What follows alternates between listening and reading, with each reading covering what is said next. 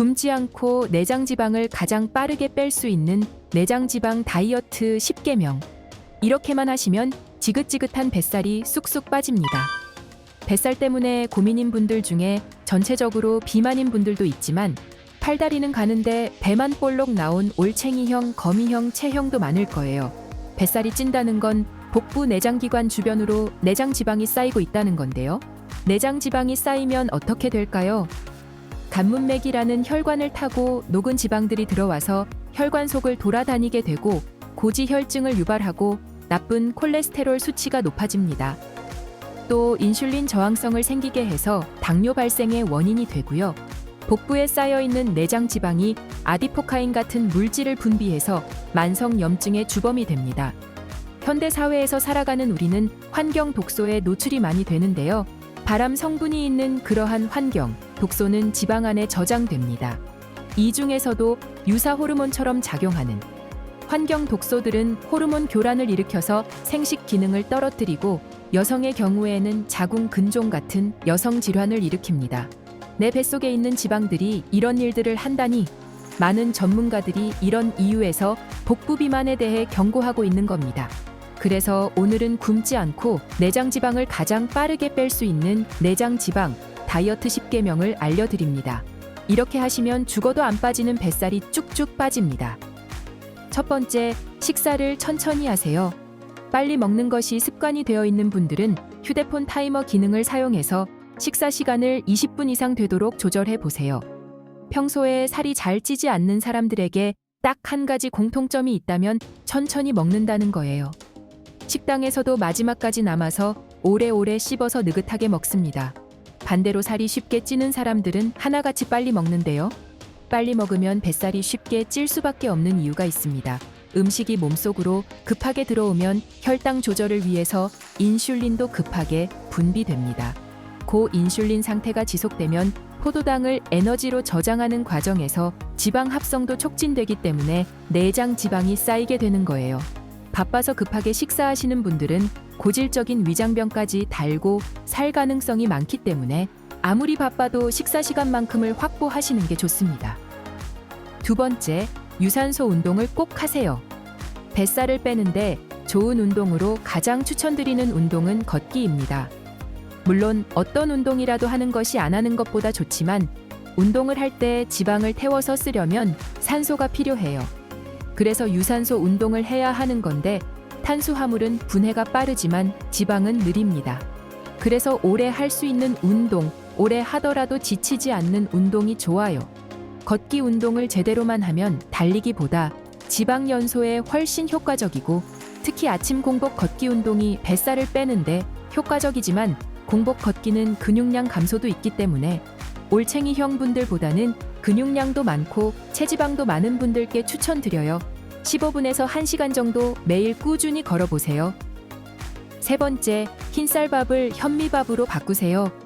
한국인은 쌀밥이 주식이기 때문에 밥이 다이어트에 가장 큰 영향을 미치게 되는데요. 매일 먹는 주식을 흰쌀밥에서 현미밥으로 바꾸는 것만으로도 뱃살 감량에 큰 효과가 있습니다. 소화가 어려운 분들은 발화현미밥을 드시면 되는데요. 백미와 현미는 칼로리에서는 큰 차이가 없지만 혈당 지수는 흰쌀밥이 70, 현미밥이 55로 차이가 크게 납니다. 뿐만 아니라 현미밥의 꼬들꼬들한 식감 때문에 자연스럽게 오래 씹게 돼요. 그래서 식사 시간이 자연스럽게 길어지는 장점이 있고요. 식사를 시작한 지 20분이 지나면 뇌에서 포만감을 느끼게 하는 호르몬이 분비되기 때문에 폭식, 그리고 과식을 피할 수 있게 됩니다. 또 식사 후에도 포만감이 오래가서 군것질이 당기지 않아요. 네 번째, 충분한 단백질 섭취하기.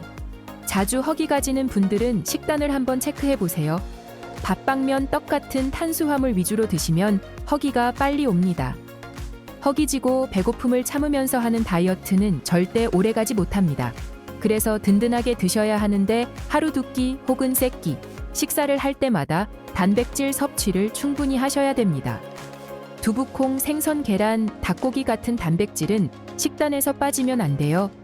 우리가 뱃살을 빼더라도 근육까지 빠지는 것은 결코 원하지 않기 때문에 근손실 없는 다이어트를 위해서는 단백질 섭취에 신경 써 주셔야 합니다. 근육은 기초 대사율을 증가시켜 에너지 소비를 늘리기 때문에 똑같이 먹어도 살이 찌지 않는 체질을 만드는데 큰 역할을 합니다. 5번째, 밥량을 줄이세요. 식사할 때 밥을 많이 먹는 분이 있고 반찬을 많이 먹는 분이 있는데 뱃살이 걱정이라면 밥은 적게 먹고 반찬을 다양하게 먹는 것이 좋습니다. 밥 한 공기를 다 먹지 말고 반 공기로 줄이고 대신에 단백질 반찬과 섬유질이 가득한 채소, 반찬을 골고루 섭취하는 것이죠. 이렇게 식사를 하면 다이어트 과정에서 변비가 생기거나 혹은 영양결핍으로 탈모, 피부노화 같은 부작용이 일어날 가능성이 거의 없습니다. 오히려 비타민과 미네랄 같은 영양을 충분히 섭취하게 되어서 대사 과정에 도움이 되기 때문에 뱃살은 빠지고 피부는 젊어지는 효과를 발휘하게 돼요. 다만 한 가지 주의할 점은 반찬을 맨입으로 먹어도 괜찮을 만큼 싱겁게 먹어야 한다는 겁니다. 밥은 적게 먹으면서 반찬은 짜게 많이 먹으면 혈압이 올라갈 수가 있기 때문에 밥량은 줄이면서 반찬도 조화롭게 균형을 맞추는 것이 중요합니다. 6번째, 수시로 물 마시기입니다. 우리 몸에서 노폐물이 빠져나갈 수 있는 방법은 땀, 대변, 소변을 통해서인데요. 모두 물이 필요하죠. 나쁜 것을 비우고 좋은 것을 채우는 과정이 활성화되면서 순환이 원활해집니다. 그리고 물은 칼로리가 없고 또 우리 몸이 물을 흡수하고 대사, 배출시키는 과정에서 칼로리도 소모하게 됩니다. 물을 마시는 것만 잘해도 살이 잘 찌지 않는 체질로 바뀌게 되는 거죠. 7번째, 저녁 식사 가볍게 하기.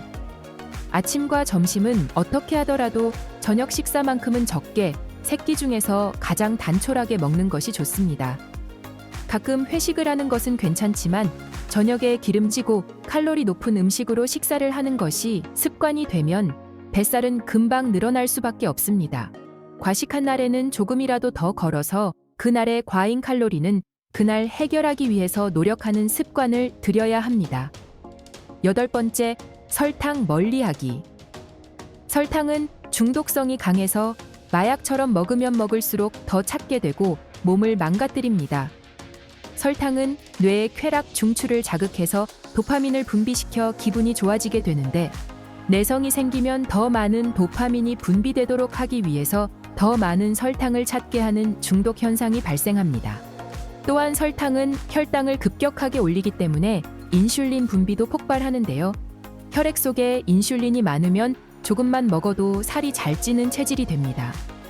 설탕이 많은 대부분의 가공식품을 피하는 것이 좋고 요리할 때도 설탕 사용을 최대한 줄이는 방법을 찾아가야 합니다. 9번째, 간식을 드세요. 간식을 잘만 활용하면 뱃살을 빠르게 줄이는데 도움이 됩니다. 간식을 많이 드시라는 게 아니라 체질이나 활동량에 따라 허기가 질 수 있는데요. 배고픔을 참다가 허기진 상태에서 식사를 하면 폭식과 과식을 하게 되죠. 그래서 허기를 면할 정도의 간식을 먹어주면 좋은데요. 다이어트 간식으로 좋은 음식은 아몬드나 캐슈넛, 해바라기씨 같은 견과류, 그리고 99% 다크초콜릿, 당근이나 샐러리를 손가락 크기만큼 썰은 채소 스틱 등입니다. 집에 늦게 도착해서 많이 먹고 자면 뱃살이 금방 오르게 되는데 이렇게 물과 함께 건강한 간식을 먹으면 저녁 식사가 훨씬 가벼워집니다. 뱃살을 빨리 빼는 10계명, 마지막 10번째는 지금까지 알려드린 9가지를 습관화하는 거예요. 쉬워 보이는 한 가지라도 먼저 실천하시면 분명히 작은 변화들이 생길 거예요. 점점 아침에 일어날 때 컨디션이 좋아지고 몸도 가벼워지고 변화가 느껴지면 부담이 아니라 나를 돌보는 기분 좋은 습관이 되게 됩니다. 짧은 기간에 살을 빼는 것보다는 시간을 가지고 나의 체질을 바꿔야 요요가 오지 않습니다. 변화하는 과정을 느끼면서 해야 하는 것이 아니라 하고 싶은 즐거운 다이어트가 되도록 해보자고요.